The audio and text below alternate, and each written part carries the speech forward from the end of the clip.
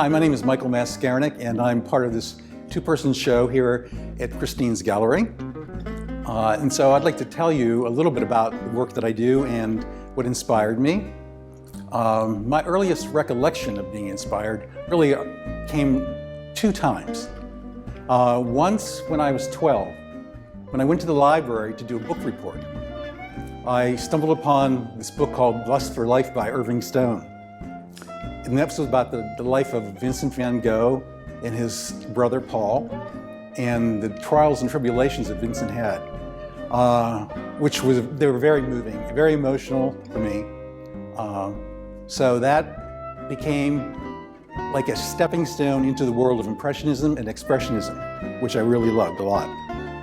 And the second time that I was inspired was when I was about 16. I went to visit my cousin, and he said, "Come on upstairs, I want you to hear something." And he had just bought the Miles Davis Bitches Brew album.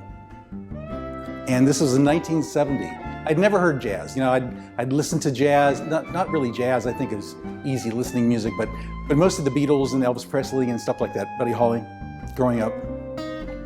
And when he played that Bitches Brew album for me, it changed my life. So somehow the music and jazz and the art became intertwined, became this sort of flux for me. Now for me, the music is very important because I became a jazz musician as well. I play jazz guitar. So the language of jazz is really about the rhythm, the harmony, and the form.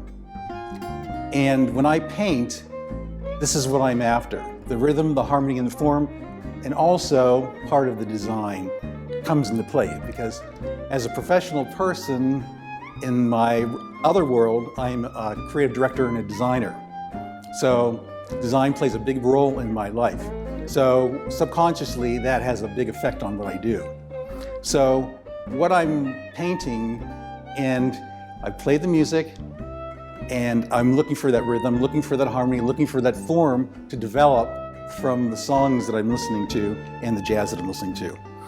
And I hope that the experience that the person has when they look at my paintings will be that rhythm, that harmony, and that form.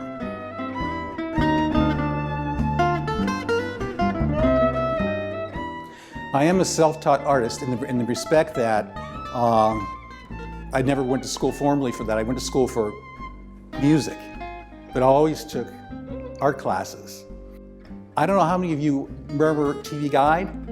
They had these little advertisements on TV Guide that said, if you could draw this pirate, draw this little person, and send this in to the famous art school.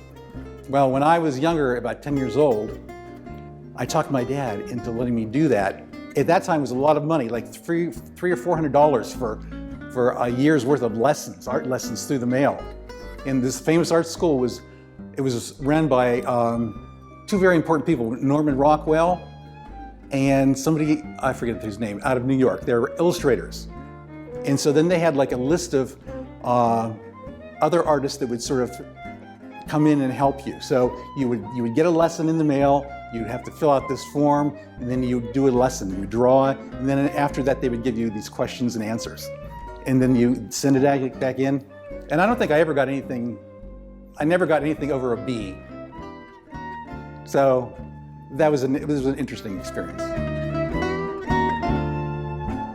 So I am a member of the American Society of Botanical Artists, and I have in the past exhibited there at the Hunt Botanical Museum on CMU's campus. So I'm in the Hunt Library in their archives section. And I'm just in a show right now in a Susquehanna Art Museum in Harrisburg called The Joy of Creating. But I'm excited to be here. I'm excited to be in this space. This is an awesome space. There's so much light. It's so great. And to be part of a show of Manjushri and myself. So thank you very much.